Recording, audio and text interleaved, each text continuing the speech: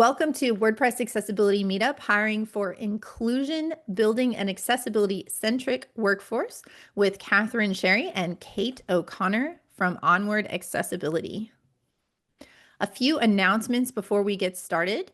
If you are not familiar, we do have a Facebook group that you can use to connect between meetups. You can find our Facebook group if you go to facebook.com/groups/WordPress.accessibility, or if you just search WordPress Accessibility on Facebook. This is a great way to connect with people and continue learning, ask questions, get help, share your expertise in between our meetups. Everyone always asks, is this being recorded? And the answer is yes, it is being recorded. We will make the recording available in about 2 weeks. Once we get corrected captions and a full transcript, and we can write up a little summary to go with it. You can find both upcoming events and all of the past recordings in one place if you go to equalizedigital.com/meetup. The other way to get notified about upcoming events and when the recordings are available is if you join our email list. You can do that if you go to equalizedigital.com/focus-state. And we send out emails once a week with a roundup of accessibility news. And then we also send event announcements and reminders. So please join that. If you prefer to listen to meetups, you can find them on our podcast if you go to accessibilitycraft.com. This meetup is part of the official WordPress community meetups program. However, it does not have any budget to help us make it accessible. So the community team has told us to go out and find sponsors. So I always give a little note here at the beginning of every meetup that we are seeking additional sponsors to help us with making Meetup accessible. We rely on them to help us cover the cost of live captioning and post-event transcription. And occasionally, if we're able to get sponsors for it, we have also had sign language interpretation, and that's something that we would love to be able to do again in the future. If you are interested in sponsoring, or if you want to contact us for anything else related to the meetup, if you have suggestions, if there's topics you want to hear, if you need any additional accommodations to make Meetup work for you, then you can email myself and my co-organizer, Paula, if you email meetup@equalizedigital.com. So who am I? I've been talking. I haven't really introduced myself yet, but I am Amber Hines. I'm the CEO of Equalize Digital. We are a mission-driven organization and a corporate member of the IAAP, the International Association of Accessibility Professionals, that is focused on WordPress accessibility. We have a WordPress plugin called Accessibility Checker that helps you find and fix accessibility problems on your websites. We offer online courses in how to use NVDA and VoiceOver screen readers, and we do accessibility audits, remediation, and consulting. And of course, we run this meetup. You can learn more about us on our website, which is equalizedigital.com. We do have a sponsor that I would like to thank today, and that is Kinsta. Kinsta provides managed hosting services for WordPress. It is powering 120,000 businesses worldwide, and based on the user reviews that it has gotten, it is the highest rated managed WordPress host on G2. It has everything that you need, including an unbeatable combination of speed, security, and expert support. Kinsta is powered by Google Cloud and has the fastest C3D and C2 servers combined with CDN and edge caching. Your sites are secured with Cloudflare Enterprise, protecting you from DDoS attacks. All plans include free migrations, and the first month of the starter plans is completely free, so you can try Kinsta risk-free. You can learn more about Kinsta if you go to kinsta.com, which is KINSTA.com. Kinsta, of course, is covering the cost of our live captioning today, which we very much appreciate. So one of the things that I always ask attendees is if you are willing to go on whatever social media platform you like, whether that's Twitter, LinkedIn, Facebook, wherever, and sending them a message or tagging them and saying, thank you for sponsoring captions for WordPress Accessibility Meetup, that helps them to know that their sponsorship makes a difference and that people appreciate it. And also that I'm doing what I said I would do, which is shouting them out. So if you are willing to do that, we would very much appreciate that. It helps to encourage our sponsors to want to continue supporting the meetup. Two upcoming events that I want to shout out before we get started with today's presentation. Our next meetup for August will be on Monday, August 18th at 7 p.m. US Central Time. And I am so excited about this meetup. Myself and our accessibility specialist, Maria, have been doing manual testing, very detailed accessibility auditing of about 20 different WordPress page builders. And if you saw the report from last year, we had 10. We have doubled the number of builders that we are testing and comparing. And in this meetup, I will be presenting the findings for 2025 of which page builder provides the best starting point for an accessible website and which ones you want to avoid unless you want to have lots and lots of work to do. So please tune in for that. We should hopefully have a registration link that we can pop in the chat for you. And then at this same time slot, next month on Thursday, September 4th at 10 a.m. Central Time, Pisha Neary will be speaking about captions. Her presentation is We Need to Talk About Captions. She was supposed to give this for us earlier in the year and unfortunately got very sick. And so we had a last minute replacement talk. So I am very excited to have her coming back in September to give that talk, which a lot of people were excited about. I am going to pull up and introduce our speakers here.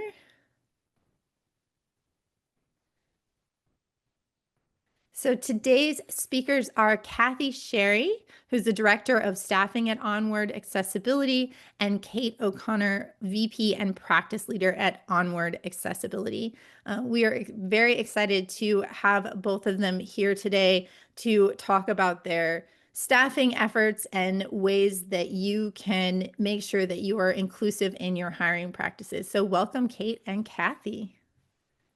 Hi, everyone. Thank you so much for having us today.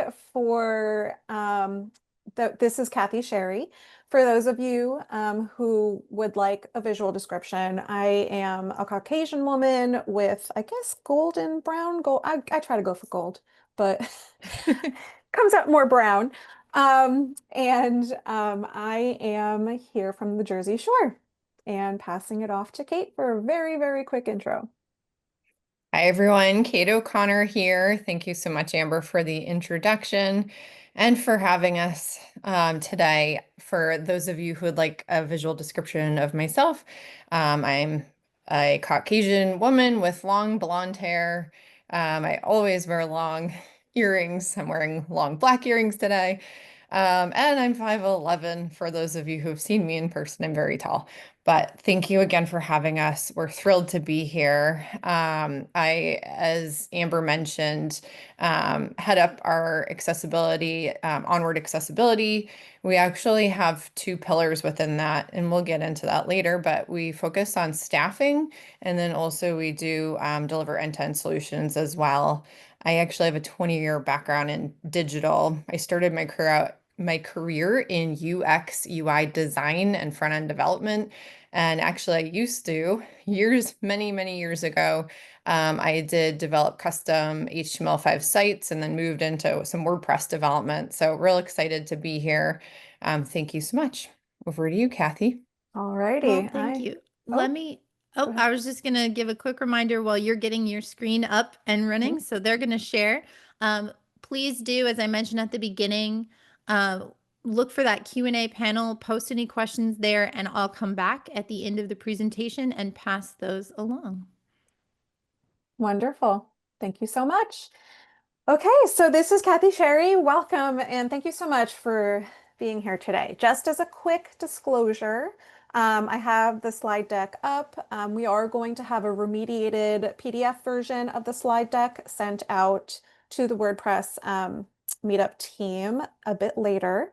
So we don't have that immediately, but we will have it. And today we're just really excited to talk about something that's just something we're super passionate about, and is honestly really essential to the future of work, which is building out a workforce that's rooted in accessibility and inclusion. So, as all of us here know, I'm sure, this isn't just about compliance or checking a box. It's about making room for incredible talent, driving better outcomes, building a culture where everyone belongs. So with that, let's just go ahead and dive right in. So Kate already gave most of her background, and I'm sure she's going to go in a little bit further, but for me, I am Kathy Sherry. I'm CPAC certified myself, Director of Staffing here at Onward Accessibility, division of Onward Search, and I got started in digital accessibility when I joined Onward in 2020.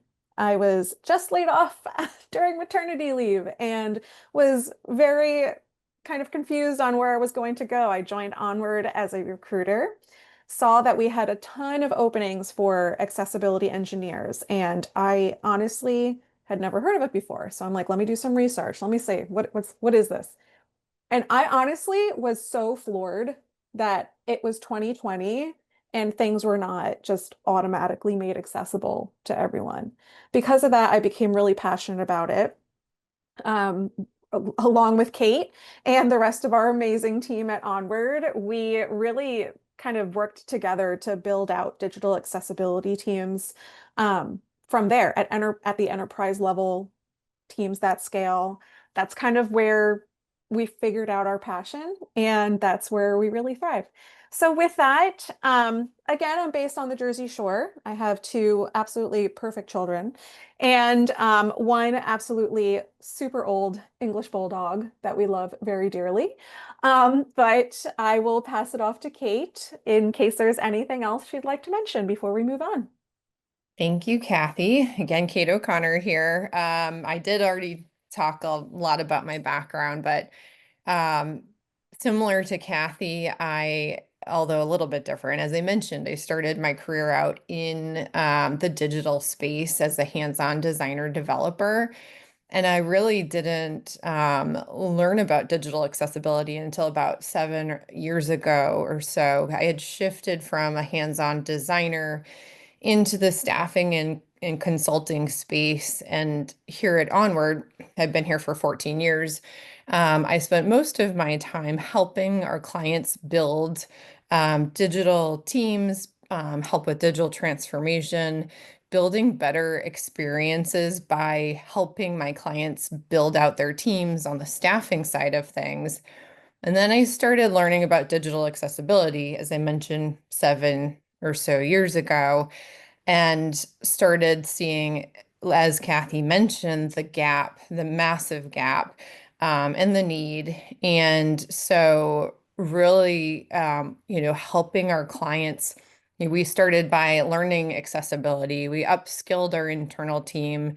So we're all CPAC certified, and learned that it's not just a checkbox, right? As you all mostly know here, it's a process, it's an evolution. And so we're really passionate about helping our clients with digital accessibility, either from hiring and from building in-house teams, which is really important.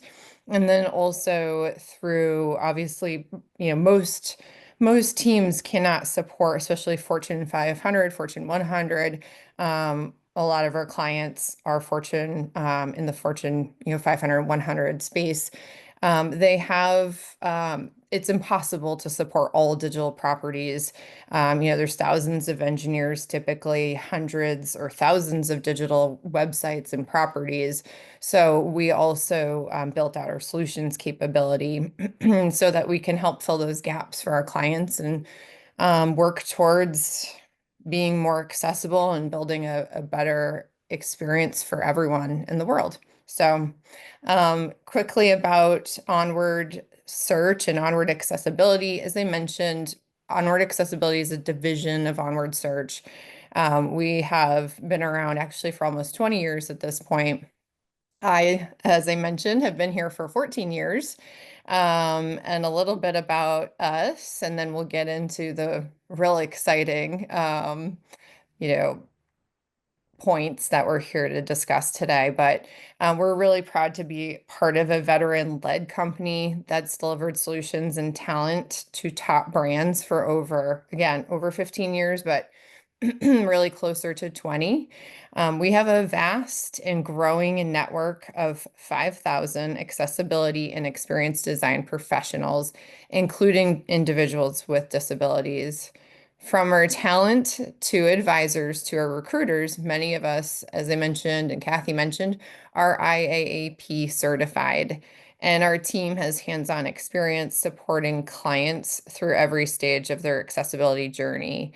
We've helped more than 3,000 clients, including Fortune 100 companies, advance inclusion and compliance. And we don't just build accessibility teams, but as I mentioned, we're passionate about helping our clients fill the gaps wherever they have them.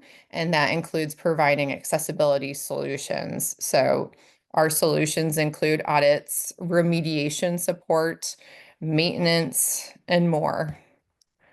And then just to back up, that slide just had a picture of people around a round table and then some of those points that I just mentioned. So Kathy, over to you. Amazing. So we have here the discussion agenda with those things that we're going to cover today. So to begin, we're going to start with, of course, the importance of inclusion in the workplace. Why disability inclusion matters, not just ethically, but both practically and economically. We're going to walk through laws, regulations, key legal frameworks. We'll move on to some common barriers that some job seekers might come across during the, job application and interviewing and onboarding process. Some accommodation requests, some common ones, some things maybe you haven't thought about that do help support folks during the hiring process. Disability inclusion in the hiring process as a whole, just touching upon more of those key points there that we want to keep in mind.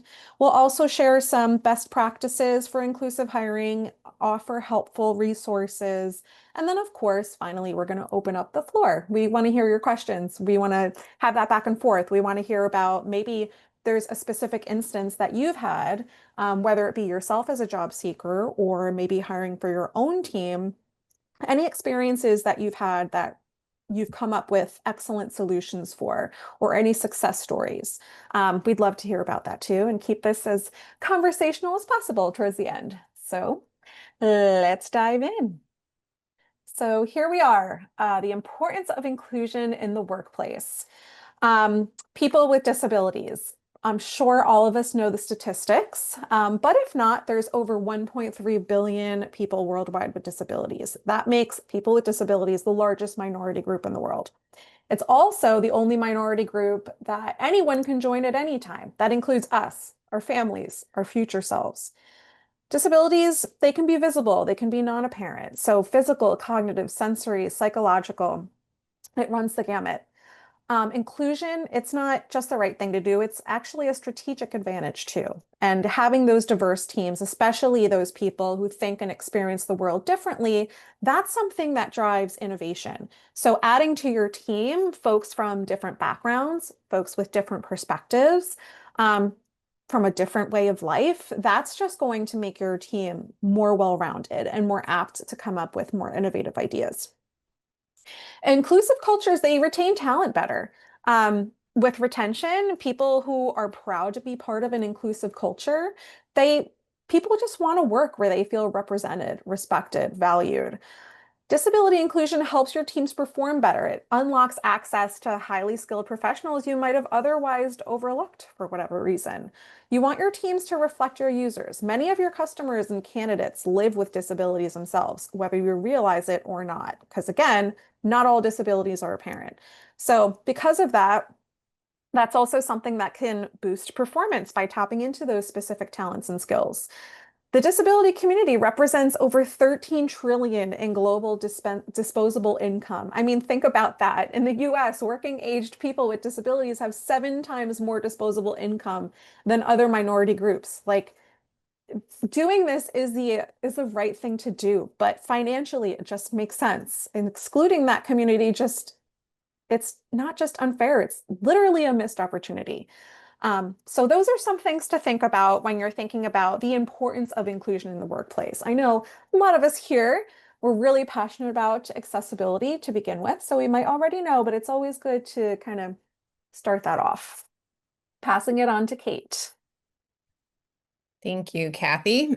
And on this slide, we've got a title, Laws and Regulations. I'm going to speak to that. And there's an image of a woman holding looks like a checklist clipboard. But anyways, we're not legal experts and can't give legal advice, but disability inclusion is about far more. It's the right thing to do, but it's also, it addresses compliance issues. It is the law. There's many laws around the world which prohibit discrimination against people with disabilities. Personally, we're more familiar with those in the US. However, we do work with quite a few clients in Europe. So, want to mention though, first and foremost, the US ones. So the Americans with Disabilities Act, many of you are, I'm sure, are familiar. It's among the most widely known and commonly enforced. It applies to employment practices and mandates that employees provide reasonable accommodations to people with disabilities. Interestingly, it can also apply to the digital space. Employers need to make sure their websites, web applications, mobile apps, and documents are accessible to people with disabilities. And as I mentioned, of course, there's the ADA in the US, but in Europe, there's the European Accessibility Act. Sure, many of you are familiar with that as well. And that includes even stronger and more explicit language around digital accessibility. The ADA applies to employee-facing properties, and the companies with the best cultures value their employees as much as their customers. So there is also ADA Title II in the US, which is very relevant to anyone, particularly in the healthcare space or higher ed, anyone that might receive government funding. So again, we're not legal experts, not a lawyer, but a lot of these laws are important to be familiar with because they can help drive and help.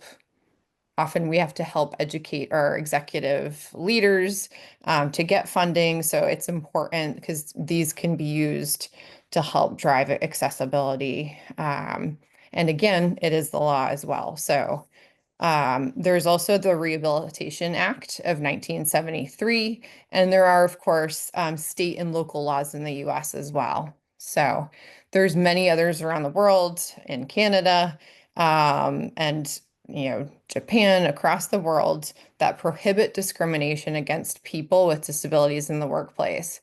And then if you're looking for more specific guidance, the Equal Employment Opportunity Commission, which is a federal commission charged with enforcing hiring discrimination laws, offers online resources and includes a list of federal regulations and guidelines. And we'll share that as part of our accessible PDF afterwards. So, and that will be posted on the site. So over to you, Kathy. Cool. So here we are at common barriers. Um, On the screen, we have just a few common barriers that we like to think about during the hiring process. So think about it. We're all digital now. It's not as easy as just walking into an office space, an organization with your printed out resume in hand with a box of donuts and asking for a job. I mean, if somebody did that to me, they would be hired on the spot. However, that is not always the case now. Everything is digital. So we have to think about all of the digital touch points that we touch during the hiring process. Websites. This includes places where you post your job, specific job boards, anything that you're using, whether it be LinkedIn, your own website, maybe your own website has a third-party tool that you're required to use to put out your certain jobs that you're hiring for. There's job applications in general. It's not just looking at the job itself, but it's also the act of applying, whether you have to attach a resume, but then you also have to log in somewhere, but then you also have to sign up, and then you have to create a password. And then 8 days later, you're finally able to submit. So it's like different things for different organizations. Complex language process, that's going to be a barrier too, and just general awareness. So let's dive in a little bit on all of these topics. So as we all know, accessibility barriers, they exist both physically and digitally, but it's really the digital ones that are often overlooked. So, being in the tech field, I'm sure all of us are aware that about 95% of websites are not fully accessible to all people with disabilities. That just includes career pages and job portals. Some things people might encounter are forms without labels, buttons with no instructions, poor color contrast, inaccessible PDFs, applications that cannot be navigated by screen board or screen reader. If you're trying to, even if you have good intentions and you post your job and you do the best you can with yourself and making that job description read non-complex and in plain language, if you have a job application process that someone with a screen reader literally cannot submit their resume, that's a problem. And that's just a barrier where people who you want to hire, people who are qualified, people who are skilled, are not physically able to even get their name, their contact information out there. Something to keep in mind, like I alluded to before, is job descriptions with jargon, unclear instructions. That can also be a barrier. So think about it. If you yourself are hiring for your team, yes, someone that you're hiring for, if they are qualified, they might know the technical jargon, the lingo that you're using, whether it be in the technical aspect or in your industry. However, it's also good to think about the person that's helping you look for these individuals. You're likely passing off a job description to an HR professional, somebody that doesn't know that jargon. They might be looking for keywords. We might be using AI to weed through resumes. So a lot of things nowadays are keyword centric. How do you decide which keywords are the most important? How do you decide who's going to be getting through to you when you're passing it off to either an AI person or an HR person that does their best but doesn't know the technical intricacies of the roles? That's something to think about. So making sure that there's plain language when necessary is going to be really important.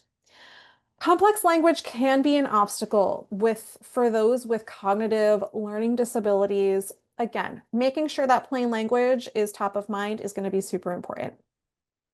When it comes to the awareness piece, I mean, many hiring teams just simply are not aware of how their tools or processes exclude candidates. Maybe you join an organization and these are just the tools that are given to you. These are the tools that were chosen from the organization and you're just using them because that's it. This is what you're told to do. You're not really taking a step back and thinking about what does the process look like? What do I have to go through in order to even get my resume in front of anyone who has any hiring decisions in this? So it's really, really important to reevaluate your tools. Take a look at those processes. If there's no way around changing a tool, there's always a different way to add options, whether it's providing an email address that people can send their resume to if they're not able to navigate through an online application system or a tricky website. There's so many easy ways that we can provide options for folks that need other options. And then again, just when it comes down to it, awareness, it's just the first step towards change. Once you know what to look for, you can start addressing it. Really putting yourself in job seekers' shoes is going to be the most important thing. I mean, if you yourself don't identify with a disability and you're getting frustrated with a specific digital touch point, it's highly likely that other folks are going to be extremely frustrated too. And if not, just excluded. So these are just some things to think about in terms of some common barriers that folks might come across. Next, we're going to move it on with accommodation requests with Kate. Thank you, Kathy. Again, Kate O'Connor here. This slide has a picture of a woman in front of a computer and in front of a laptop and on a cell phone in a wheelchair. So there's a few points that I'm going to be speaking about around accommodation requests, things to think about. And again, as Kathy mentioned, awareness and education and making progress in this space is so important. It's a process. But a reasonable accommodation is any change that enables equal opportunity.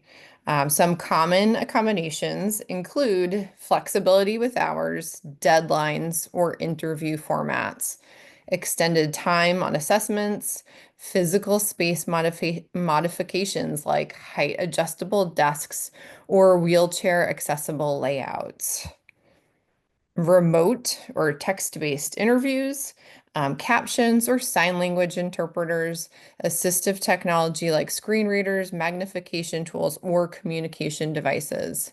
Remember, even people with the same disability may need different accommodations. Some needs might surprise you, and that's okay. But it's important to respond with empathy and openness. And candidates shouldn't fear judgment, right? We want to have a safe space. You want people to feel comfortable coming forward, and managers should welcome transparency and work collaboratively to meet needs. The goal isn't special treatment, it's all about equal opportunity. And I know this comes up a lot with clients. It can be hard, clients and candidates in our experience. It can be, some people aren't comfortable coming forth, discussing an accommodation, or anything different. So it's important to have things documented and again, to create that culture of safe space and people, being comfortable coming forth. It's really important to have things documented, to be asking the right questions. But I wanted to move on to the next slide, which is disability inclusion in the hiring process. Kathy. Yep. So this slide includes just the full gamut of the hiring process. So we have a little image up here that shows recruit, interview, offer, onboard, and thrive. So we're going to really just start getting into some things that we can do, some best practices during the hiring process, just from our general experience working with a lot of different clients in a lot of different industries and a lot of different job seekers from a lot of different backgrounds. So let's start with recruitment. Prioritize recruitment processes in accessibility. So disability inclusion starts with accessible recruitment. You've got your job description ready. You're like, okay, I'm ready to go. I got my budget. I'm going to hire someone. I'm looking for the best fit. Let's do it.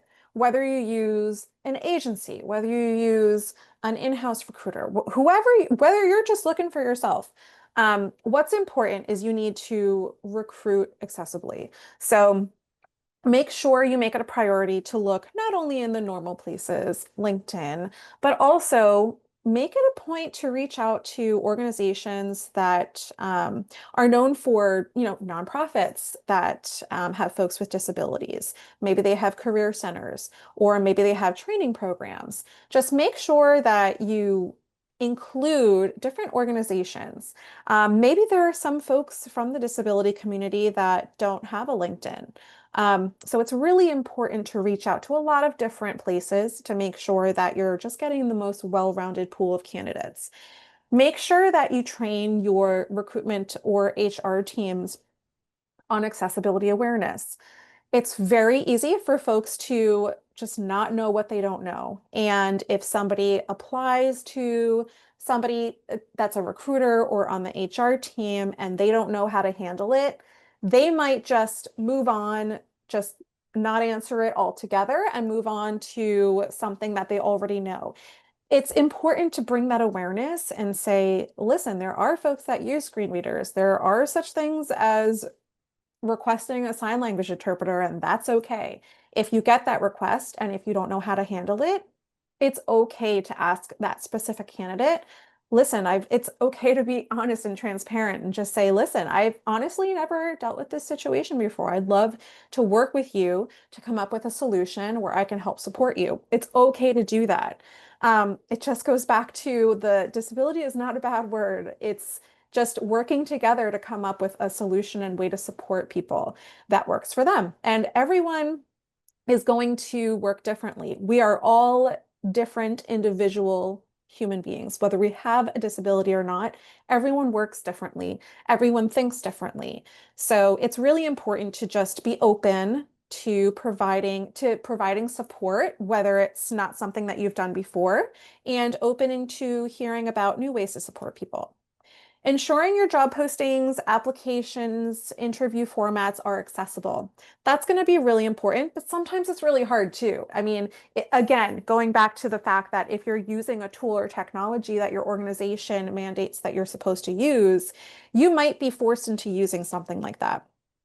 Always have a backup plan and be open to having that backup plan and use it. So if you're supposed to be using Microsoft Teams, but the person requests that Google Meets works better, Zoom works better, have that free version available to use when needed. If there's a job application and there's a job application website that you're supposed to use, have a specific email that shows like, listen, you can send all this information to this email if this process doesn't work for you. Making sure your job postings are actually readable, like physically readable with keyboard or screen readers. That's going to be really important too. Maybe having a backup Word document or a mediated PDF that has the job posting in there instead of just relying on a physical website. That could be really helpful too, so that you can send these things out directly to folks and organizations.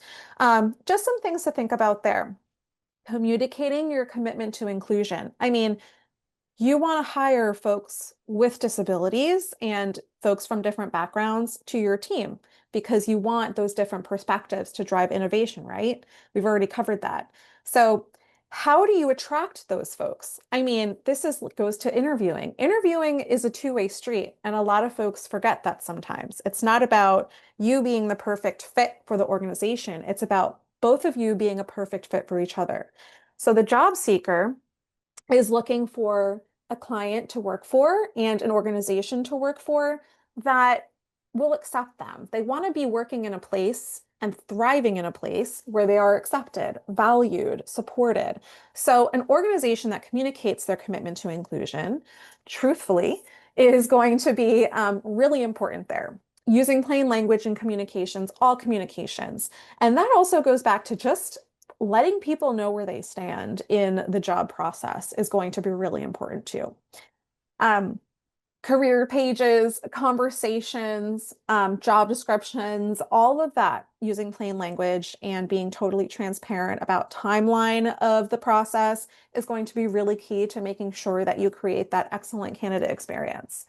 Sourcing candidates from inclusive job sites, that goes back to just making sure we're covering our ground and having a more well-rounded pool of candidates to choose from, not just using LinkedIn, not just looking at folks that are applying to your job, not just those resumes, just doing active reach outs, whether it be a Slack group or a Meetup group like this one, or any other different areas, avenues, nonprofits that you might be looking at that employ people with disabilities. Those are some places that you can really look at to make sure that you broaden that pool of candidates.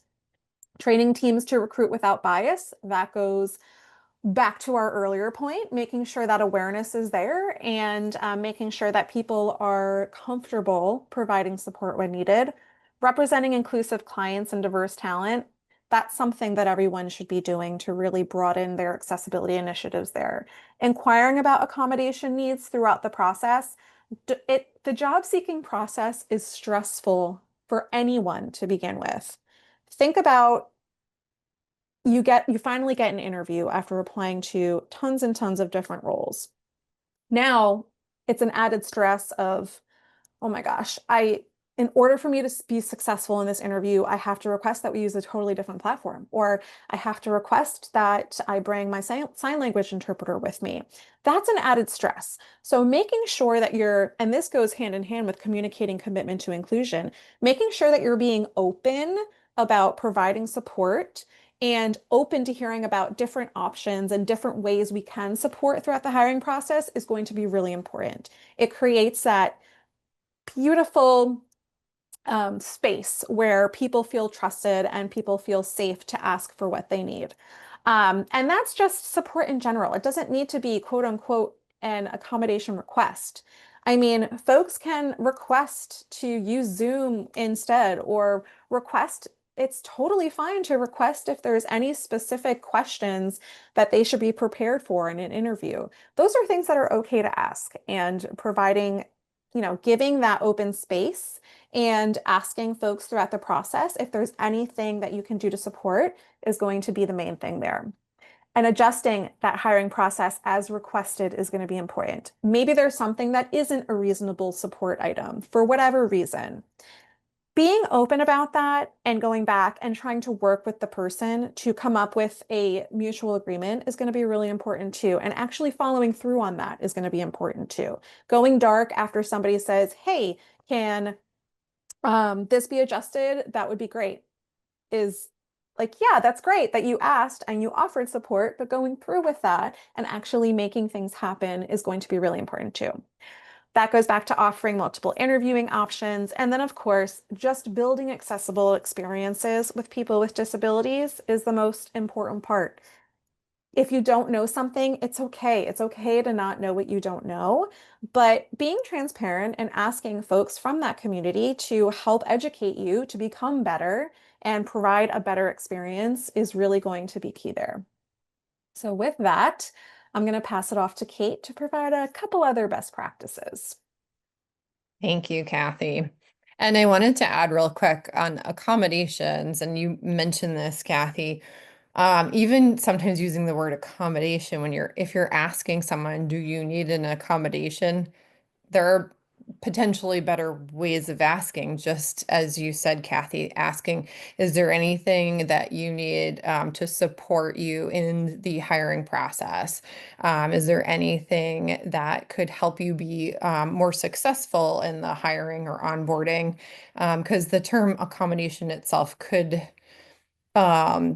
scare people away from wanting to disclose anything. But if you're asking in that different way of anything to be successful or any tool, anything we can do to support you in the process, it helps create that safe space that we're talking about. So I just wanted to mention that.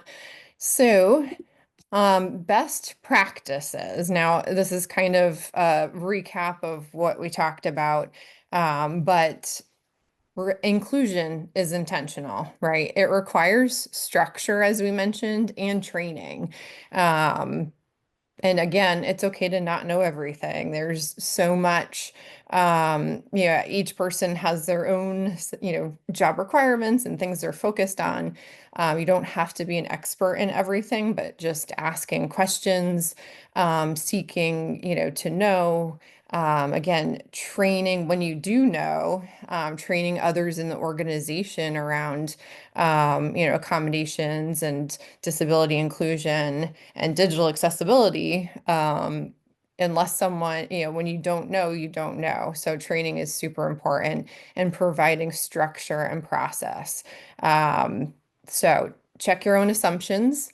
Are you unconsciously favoring a certain communication style, background, or ability? Again, we want to create, you want to have a safe space.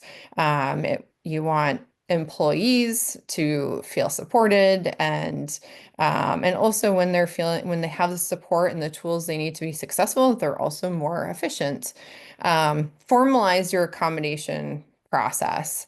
If you don't have it written anywhere or you don't have a process disclosed, it makes it very challenging for people. It could make candidates not feel safe in disclosing or even applying for your role if there isn't a clear accommodations process. So making it easy for candidates to request what they need and know who to ask is really important. On the flip side, it's also important, again, that your entire enterprise or organization also is aware of the accommodations process. At any moment, anyone in your current team might need an accommodation or assistive technology. And also educating IT and whoever sets up technology in your organization is really important. Offer training to hiring managers, offer training to IT and help desk recruiters, leadership. Help them understand disability inclusion and avoid ableism. It's also great to establish ERGs so employees with disabilities can share, support each other, they can share insights and collaborate across the entire enterprise. And then evaluate your hiring and onboarding experiences regularly. Things are always changing, right? It's not, and again, as we mentioned before, it's a process. It's always a process, and you always need to look at how are we doing things? How can we improve things? Look for gaps, survey your team, and iterate or make adjustments. There's always room for improvement in everything, right? So looking at your onboarding, hiring processes is really important. Inclusion is everyone's responsibility. It's not just HR's or legals, it is everyone. So again, back to the, training, awareness, having those ERGs can help drive that awareness throughout an organization. So with that, we have some resources that we wanted to share. And also, again, we will be sharing this afterwards, and we'll include an accessible PDF document, but we're also happy to share, have a conversation. We have other resources outside of this, but Kathy, did you want to go through some of the resources we have listed here? Yep, I sure do. So on the screen, we have some links that will take you places, but again, unremediated. So we will send so that everyone has these links, but verbally. Up here, we have some really great organizations and free tools to help you build a more inclusive hiring process. Disability In. Their offering is business-focused toolkits support. They're a nonprofit dedicated to business disability inclusion. So make sure to check them out. We actually used a few of their images of people with disabilities in our presentation today. So fun fact, those are available there. EEOC resources outline your legal obligations and they provide examples of compliant practices. The ADA National Network, they're a go-to for technical assistance related to the ADA. The Center for Disability Rights, they advocate for access and inclusion. They offer services like ASL interpreters. JAN, the Job Accommodation Network, they are an excellent resource for learning about accommodations and how to implement them. And then, of course, I would be remiss to not add Onward Accessibility. We are an excellent resource for accessibility solutions, digital accessibility talent, and hiring people with disabilities. So when you do receive these links, bookmark them, use them often, and please remember you do not have to do this alone. And with that, we'd love to open up the floor to questions, comments, anything at all. And thank you, Amber. Thank you, everyone, for having us today. Yeah, thank you. That was a phenomenal presentation. We really appreciate you coming and sharing your expertise and all of that.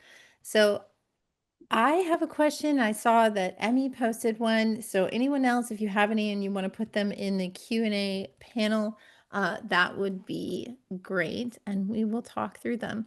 Emmy's question was, given the legal requirements for equal opportunity and the push for diversity and inclusion, how can HR and recruiting professionals ensure that the digital accessibility of their applicant tracking systems and the design of their hiring workflows do not unintentionally or automatically filter out qualified candidates who self-identify as having a disability? An excellent question, and one that we deal with daily.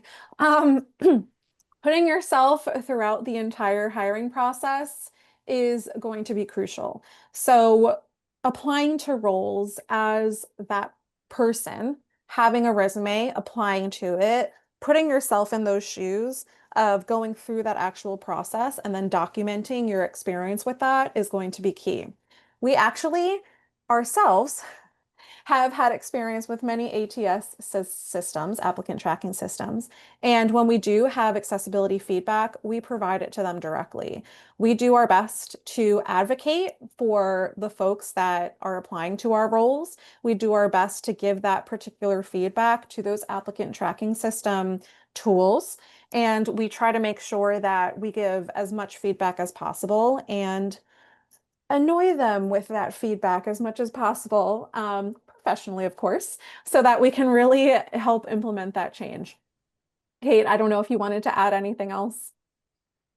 Um, no, I guess from my, no, I think you did a good job. I'm trying to think if there was anything else or if we didn't answer the question. Um, but I also was looking at other questions in the chat, so I didn't 100% listen to your response, Kathy. Full Also, transparency. yeah, it's okay. It's okay. I like to talk, it's fine.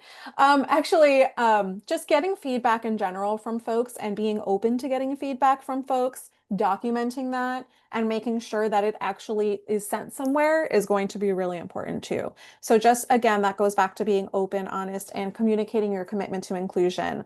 Something as easy as, listen, we know this applicant tracking system is inaccessible. We're working on it. We appreciate and value feedback. Please document anything and everything so that we can give this feedback and try to make that impact and try to make that change. In the meantime, here is an accessible process that we've already implemented. That could be a backup option, and we'll make sure to review your resume and give you feedback as appropriate. So going through that ATS process, maybe you can't physically fix that change, but you can find someone who's responsible for it there, provide that feedback, and also offer another option in the meantime. And then just communicating that you are aware that it is a problem and that you are open to providing that feedback is going to be really important. I'm curious along the same line, how do you see like testing of your hiring process? Like where does this fit in? When should organizations be doing that? Do you just set up in a way that you're open to feedback and provide a lot of ways for people to support, or does it make sense to be like, let's do a fake a fake application and bring in people with disabilities and have them attempt to apply and give us feedback? Like how do you recommend doing that and when? That is how we handle it for our own process. And we are not, there's tools we use that are not where they should be from an accessibility standpoint. So third-party tools that we have. So we have a workaround process, as Kathy mentioned, where We have, we have a process laid out so that applicants can just email us and then we can provide an alternate process for them. And then as far as testing goes, yes, we do have persons with disabilities go through an application process and evaluate and provide us feedback. And that works really well. And that's what I would recommend any organization.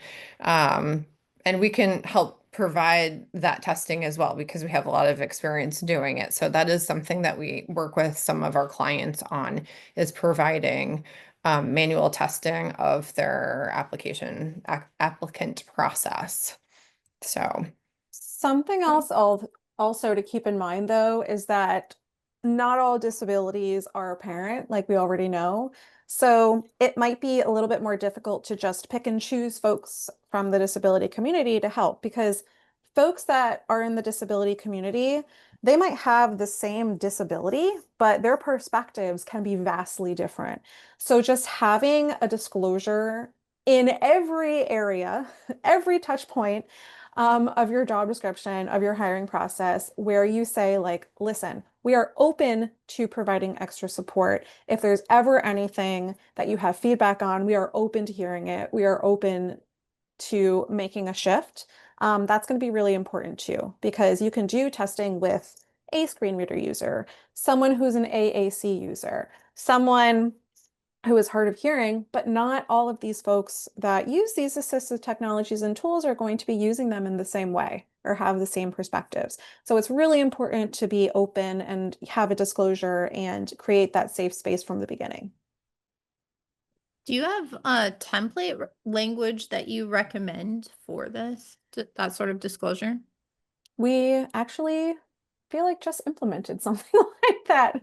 yeah. I can absolutely have my marketing team provide that specific language along with the remediated PDF, and I'll make a note right now. That would be wonderful. Thank you so much. I Mhm. also noted in the chat, Jeremy suggested you could also ask people with disabilities that already work for your company to Mhm. test. Mhm. So Absolutely. I was curious, going back to that first question, did we answer? Because I feel like there might have been a spit, like coming from the perspective of a candidate with disabilities, there was concern about being left out of the process. So yeah, did we I answer? wonder. Yeah, I was curious. Yeah. Amber, go ahead. Well, I was just going to say, looking back at this question, I mean, one of the things that it highlighted was automatically filtering out candidates. And I know that we've used some platforms when we've hired in the past where it will do some automatic disqualification because we're getting like thousands of applicants. Mhm. And so, are there keywords or phrases that you want to really be careful about not using or not, things that, I mean, obviously we all know, well, we wouldn't filter out like the word disability, right? Mhm. But maybe are there other things that people that you've seen, it's like a mistake, they don't realize that this could be a marker of someone with a disability and they're, accidentally excluding them before they even get a human review. Or like we've seen things, or I've seen stories, this isn't related to disabilities, but things where sometimes like the exact same resume with a male name gets a Mhm. call, but with a female name, it doesn't. So are there things that you're aware of in these automated systems that need to be watched for to make sure we're not accidentally filtering out people with disabilities? It's a really good question. Kathy, do you have an answer to that? Because I know I think you're more like day to day on the applicant like tracking system. And yeah, those Mhm. keywords, to your point, Amber, we've definitely so obviously for us, it's a little bit different because we're a staffing company and our whole thing is having people being part of the search is really important because yeah, tools that often like HR or internal talent acquisition use are automatically scanning people out. So having that workaround process, or at least having some human element where there could be a human review, but it can be challenging if there's thousands of applications. Like, how do you get around that. So yeah, Kathy, do you have a So suggestion? yes-ish. It's less about the keywords you don't want on there and more about the keywords that you do want on there, if that makes sense. Okay. I'll go into that. So if you're applying to a job, a best practice, I think a lot of folks do this already, but a best practice is to create multiple versions of your resume. If there is something that you're applying to that is more individual contributor, hands-on coding specific, you're going to want to have something like that. Whereas if you're applying to something that's more project management, you're able to do both of those roles, but your chances are you're going to be applying to roles that lean heavier towards one over the other.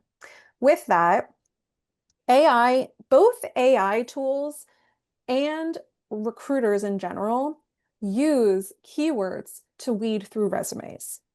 With that, we're never using exclusive keywords. We're always using, okay, what's important on this job description and what is the candidate going to have to have? So for instance, a nice best practice that I like to put is certifications. We all know they're not absolutely necessary for positions, but they could really be a big key differentiator. If I'm a recruiter and I receive a job description and I'm looking for the absolute ideal perfect fit, I'm going to look at the preferred skills. I'm going to say, oh, okay, CPAC certification is absolutely preferred, but not mandatory. I'm going to start my search by looking for that ideal candidate because, of course, we want the client to feel excited about who they're getting. That's why if folks do, by any chance, have certifications like DHS Trusted Tester or the CPAC or the WAS or the CPWA, I'm just using accessibility for now, just because that's our topic. If we have those, I absolutely advise put that certification acronym at the top next to your name. Also put it at the bottom in your certification section and maybe even shift it into your summary somehow. Because any AI tools or recruiters that are using that specific certification as a search method to weed through resumes, your resume is going to show up as having that keyword hit 3 times instead of maybe just one in your certification section. So using your best skills is going to be most important. The AI tools that usual recruitment agencies or just job boards in general use are keyword specific. They're asking humans to fill out what is important about this position. It's less excluding people, it's more tell me what I need to look for in this resume for that person to be successful. So taking a look at your resume, reviewing it for those specific keywords is going to be key. Even if you feel like you're overstating everything that you've worked with. Oh, I'm a WordPress developer, but I've also worked within PHP and Laravel. Like, okay, great. I feel like I'm saying this over and over again, but that's going to help with the keywords for when you're applying to jobs and trying to get through. And it's totally okay if you're able to get through the job application process to apply online and also use that little email and email them directly. Again, I know looking for a job is a full-time job in of itself, but these are just some tips that could really, really be helpful. Sorry, and we almost always recommend tailoring your resume to every, and I know that, as Kathy said, it's a full-time job, it's a lot of work, but tailoring your resume to address those must-haves within a job description, even if it seems like Kathy said, like redundant or, but like including those words as frequently as possible within the top of your resume, in your about, in your experience, like as often as you can, but making sure it aligns with the job description is really important. Even if you need to adjust titles, not saying that you would say anything that's not true, but we all know that titles don't always line up.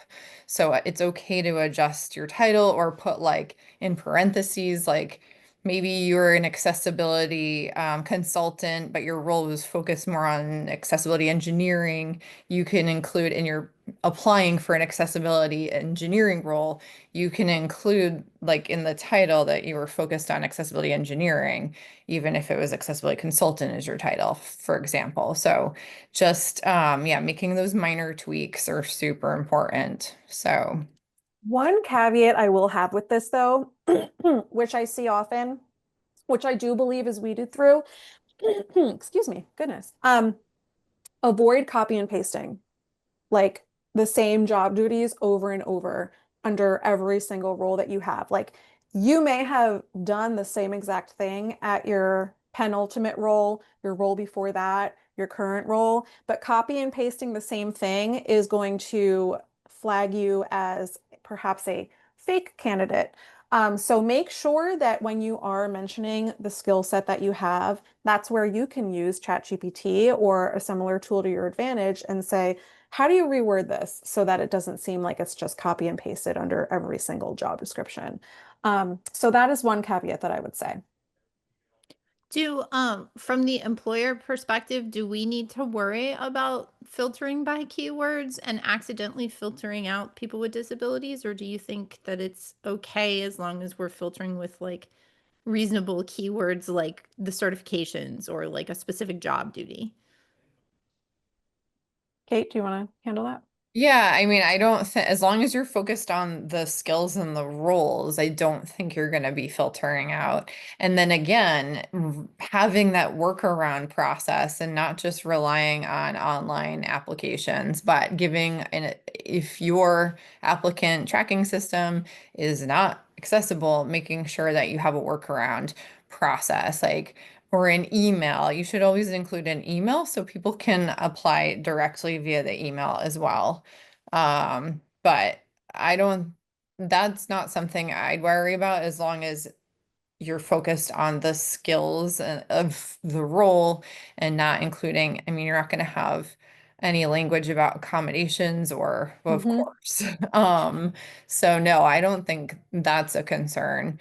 And we're always educating companies that we're working with and clients around obviously the things that we talked about today, having, having an alternate method of applying, having that process clearly documented and so that you aren't missing anyone.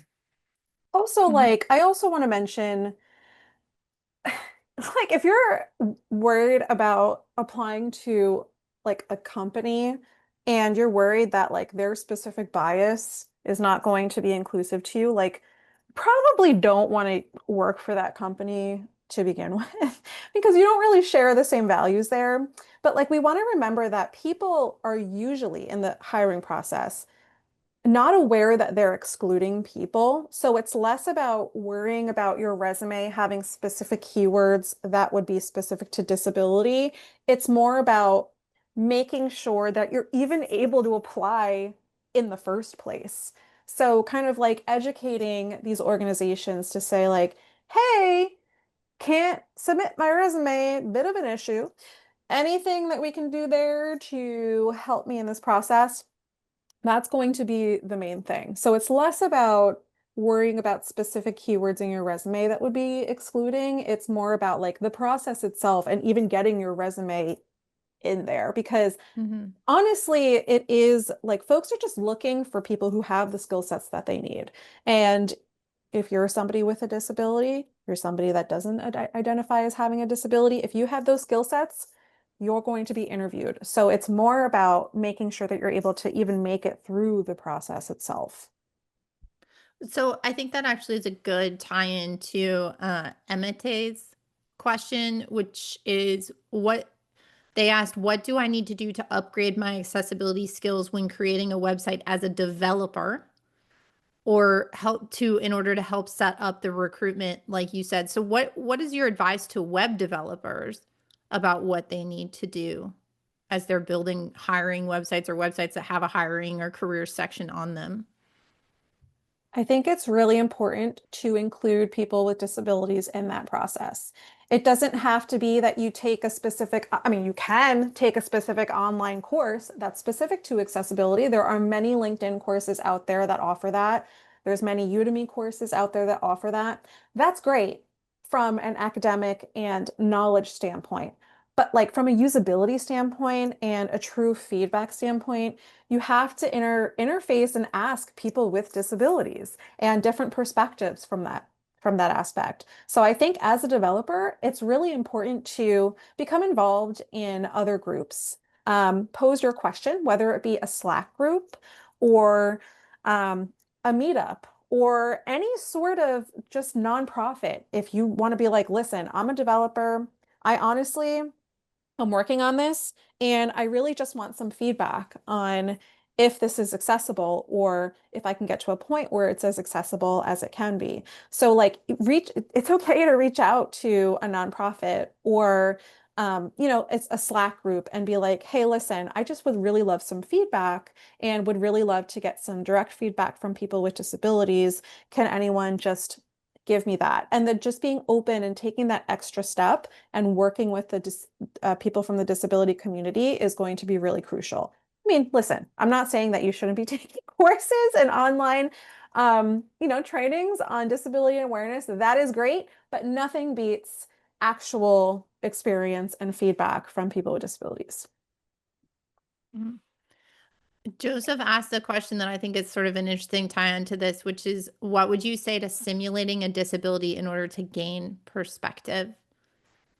Have you seen any of those like web simulators where you go in and it's like, oh, there's nothing on this, like the whole website is black or anything like that? Do you have any thoughts about that?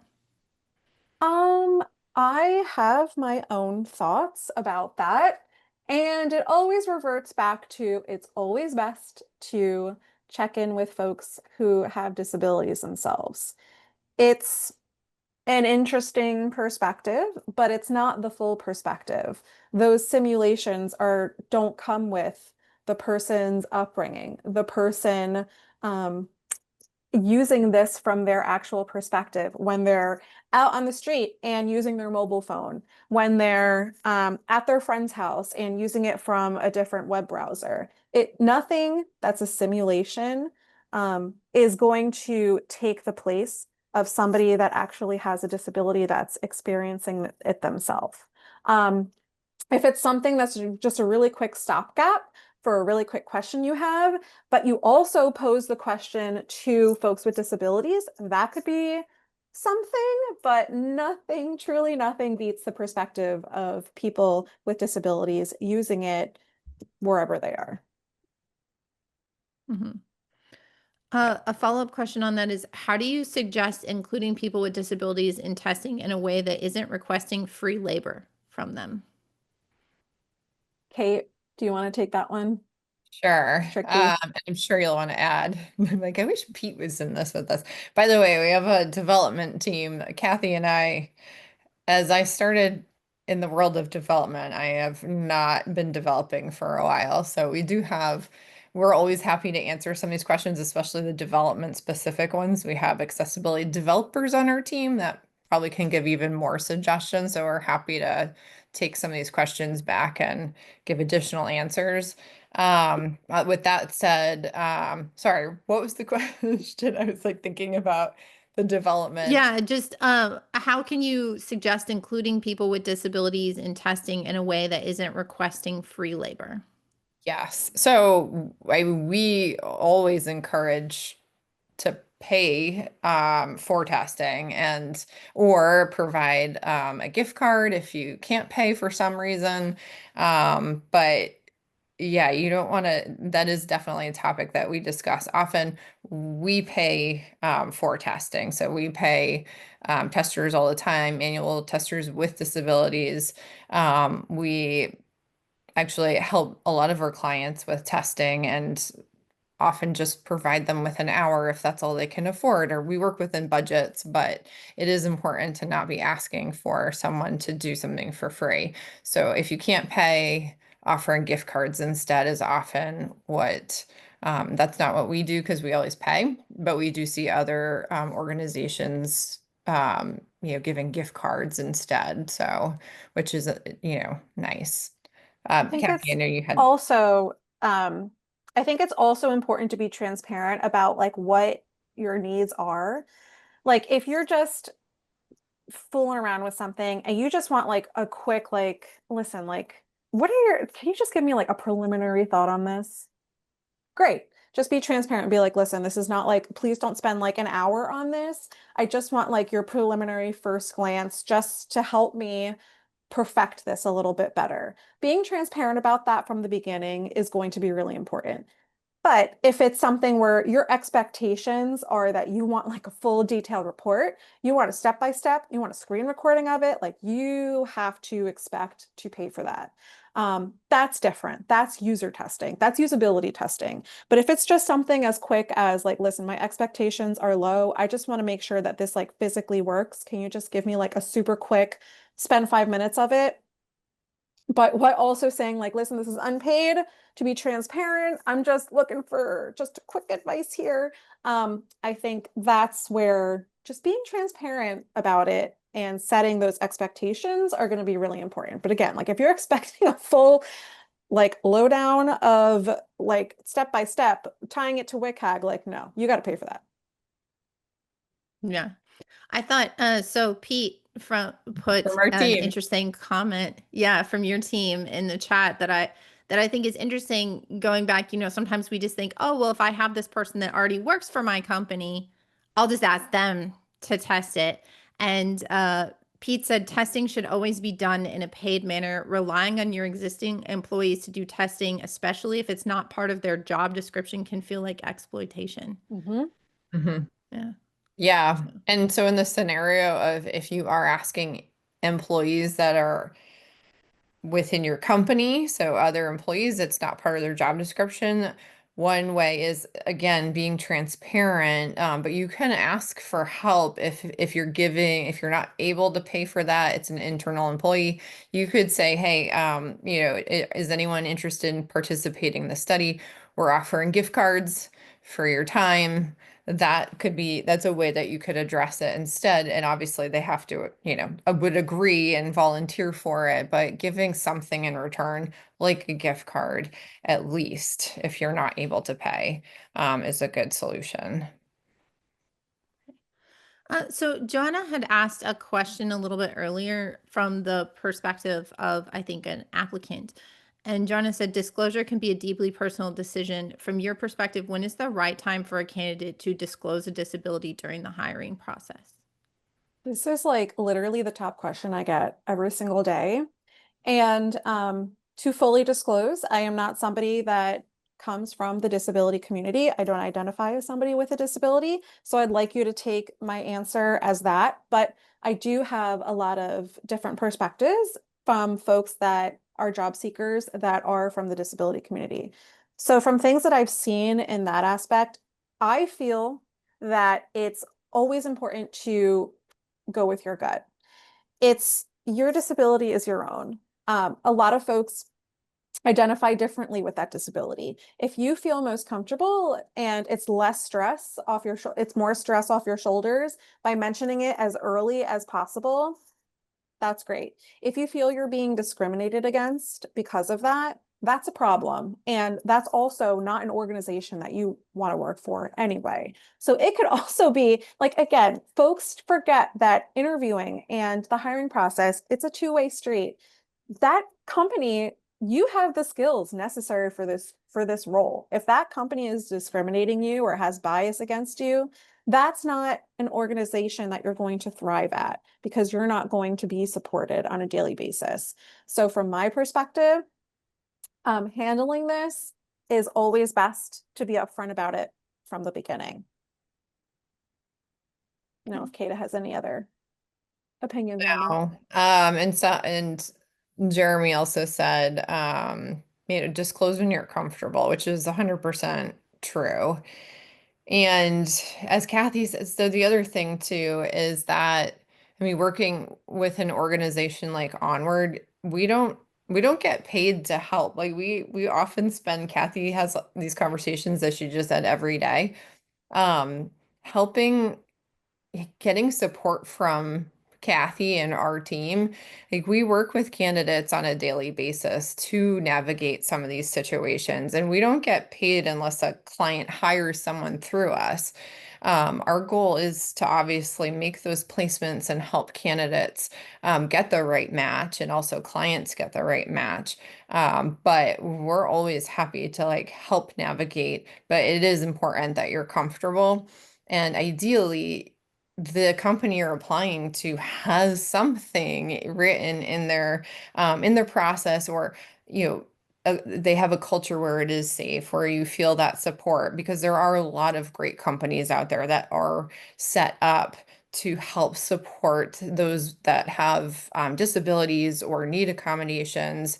Um, and we can also provide, we work with a lot of those companies. We're always working with new companies and helping educate, but there's a lot of great companies out there. There should be something written in the job application process where you do feel comfortable. And if you don't, that could be a sign that maybe it isn't the right culture for you, or isn't a place where you're going to get the support that you need. And that's so important. So, and again, we're happy to have, help you navigate, have conversations, help you, just give you advice, especially in a particular situation, because every company is different, every job is different. So anyways. Yeah, I liked what you had said during the presentation, that it's not just is the candidate the right fit for the company, but also is the company the right fit for the candidate?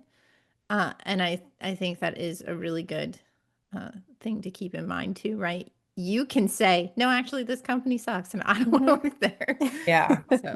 Yeah. Absolutely.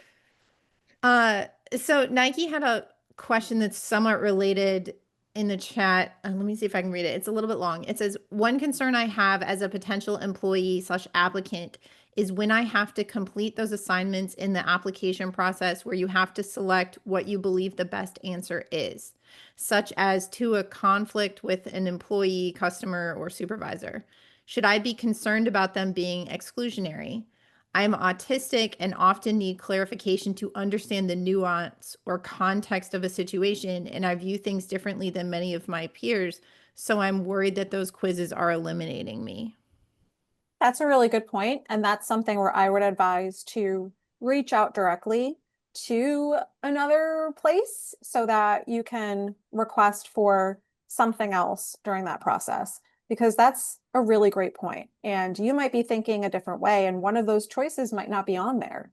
And that could actually be a good way for you to show that you're driving innovation. You're coming up with a whole different way to think about that situation than what they've already thought about, than what they're testing on. So that could even work in your advantage, where you're emailing direct and you're actually like, these are the options that I was given, but I'd love to discuss this in further detail because I have different ideas of how to handle this.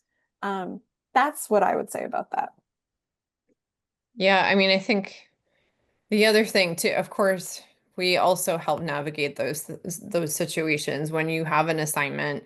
It could help to ask that question to someone else and get their perspective. Like, I'm not sure, what do you mean by this? Or what do you think this means?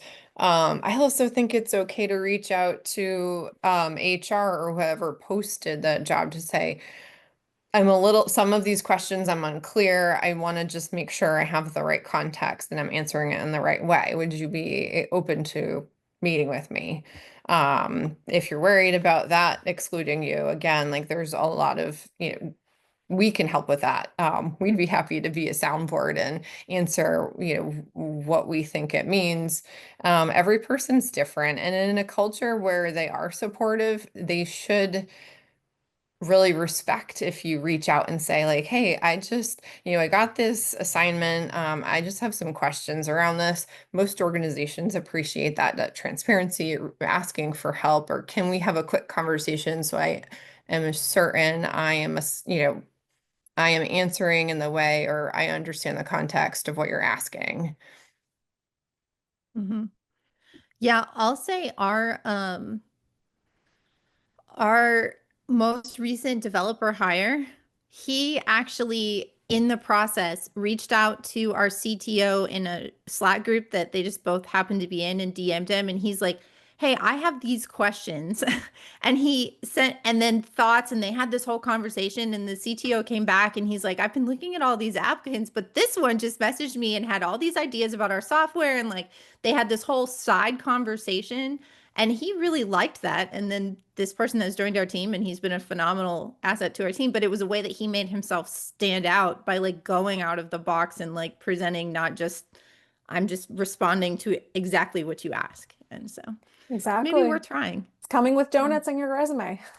Yeah. So we are almost out of time. I wanted to ask you all a final question, which is that a lot of companies in the WordPress space, and that people who are here or maybe are going to listen to this or watch it later, are at companies that are maybe 10 to 20 or even fewer employees. And so very small teams, small hiring budgets.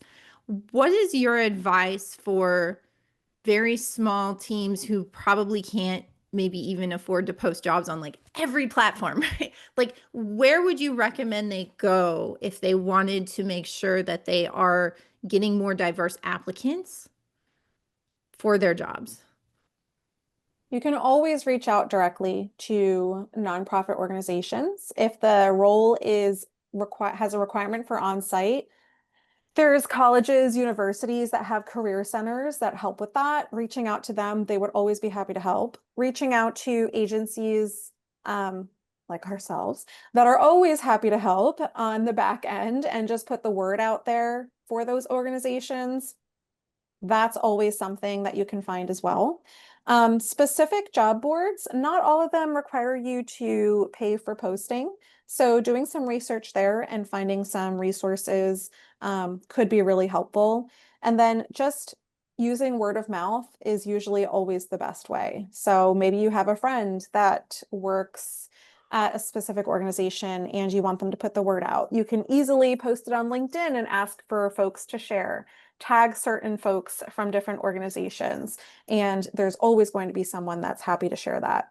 Those are some things that I would do. I see folks on LinkedIn all the time doing that, and it's always been really fruitful for them. Yeah. And when Kathy said posting the job, as in like posting in the like as a Yes, as a conversation. conversation. Yep. Yeah, saying like, hi, I'm hiring. Also, putting hiring on your LinkedIn can be helpful, but saying I'm hiring and yeah, tagging people, as Kathy said. Also, Kathy, the allied jobs. Yep, a11yjobs.com is great. It's very geared towards accessibility specific jobs. But if you're just looking for, folks from the disability community or different communities in general, um, just using those methods could be really helpful. Yep. And that link is posted in the chat from Zach, who's on our team also. Great. Yeah. And we'll make sure that that gets posted up with the recap. Uh, so thank you both so much for the presentation and the phenomenal conversation afterwards. Before we sign off, can you let everyone know how they can follow up with you, or if there's a social media platform you're on, if they have additional questions? Also, please share Onward Search's website. Yep. You can always find me. I'm always on LinkedIn, all over the place. But you can reach out to me, send me a LinkedIn request. I'm there as Catherine Sherry. That's Catherine with a C, Catherine, Sherry, like the wine. And yes, it actually is my last name. And you can feel free to send me a LinkedIn request, send me a message. I respond to everyone. It might take me a little bit, but I do respond to everyone.